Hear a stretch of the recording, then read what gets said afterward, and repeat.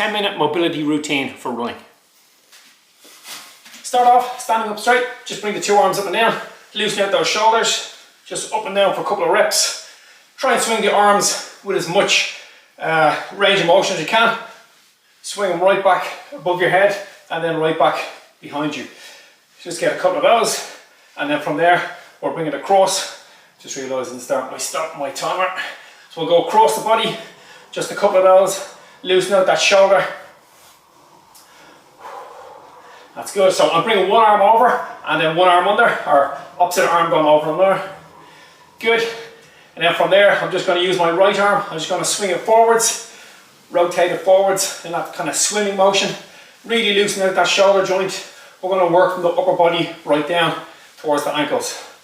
We're going to change over onto the opposite arm. So left arm, just swing it over. A couple of deep breaths into the nose, out through the mouth. You don't have to over exaggerate the breathing. Just try and get into a nice rhythm.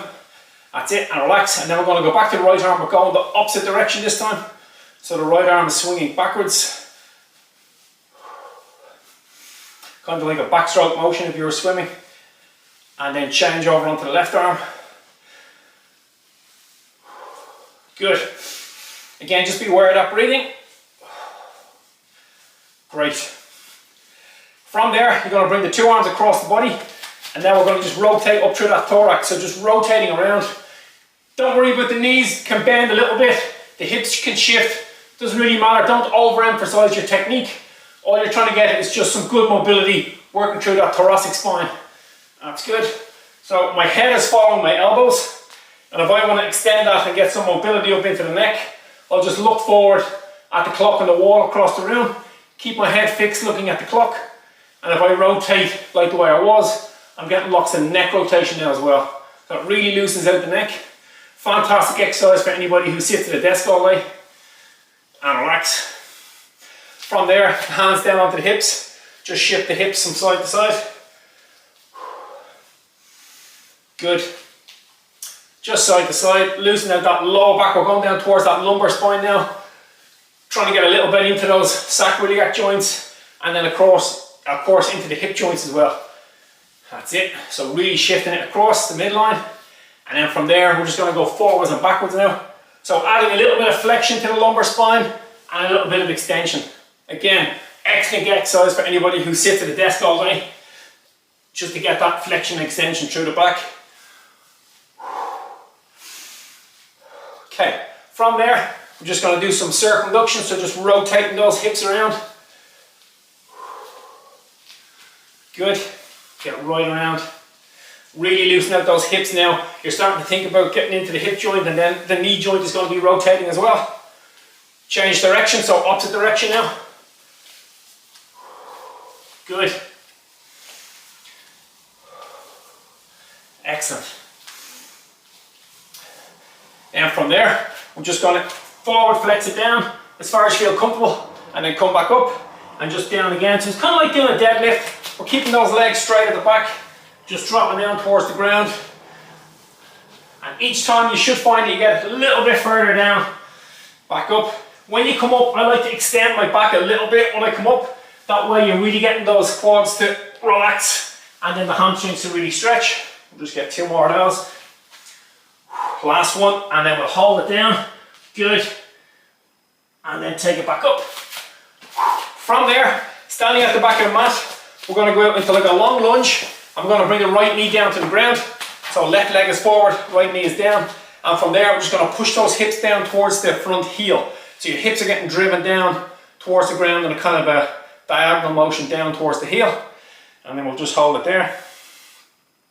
So you're really starting to get some flexibility coming through the front of that hip. We're going to push back, extend out the knee so you're kind of getting a hamstring stretch. Reach down towards the toe, and then we're going to flex forwards like we did at the start, and then back. So we're just going to do a couple of those. So it really opens out the anterior side of that hip and gets a good stretch to the posterior side of the hip on the other side and to the hamstring. So overall, a fantastic mobility exercise for the hips. Again, don't worry about the technique too much.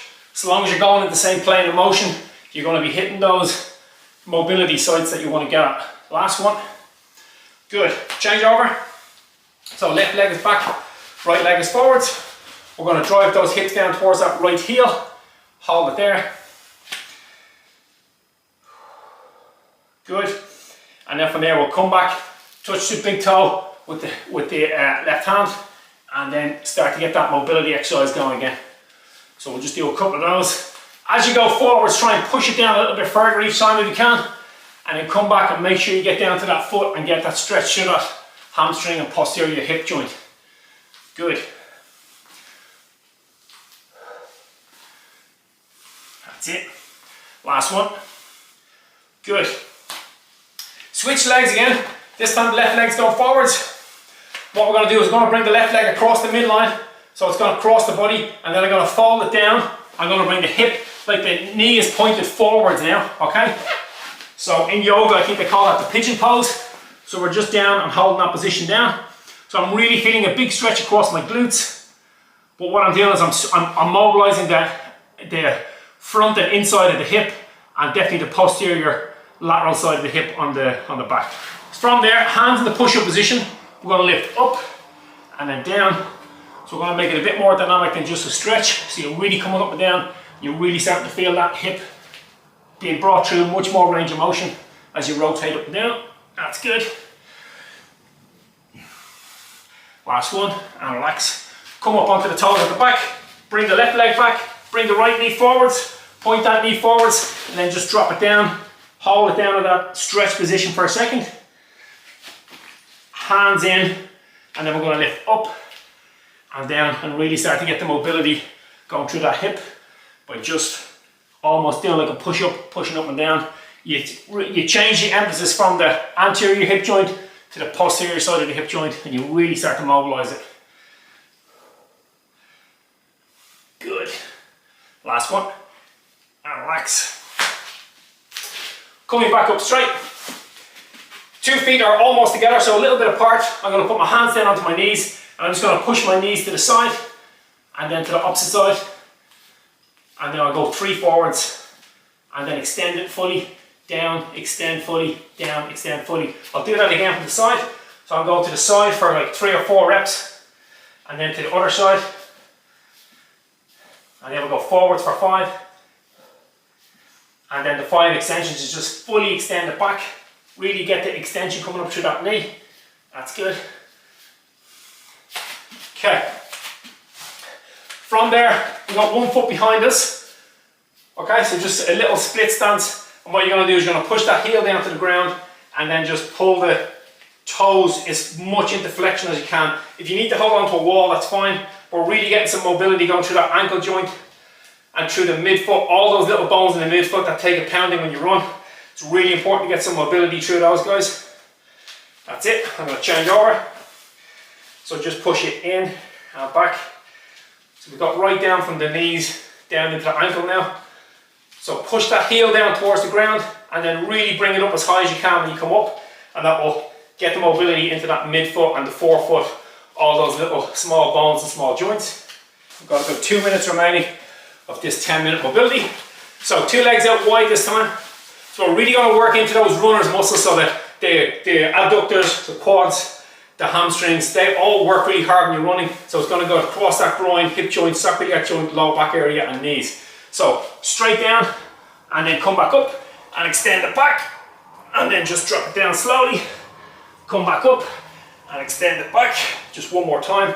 Drop down, come back up slowly, extend it back. From there, we're just going to drop down to one side and then change onto the other side.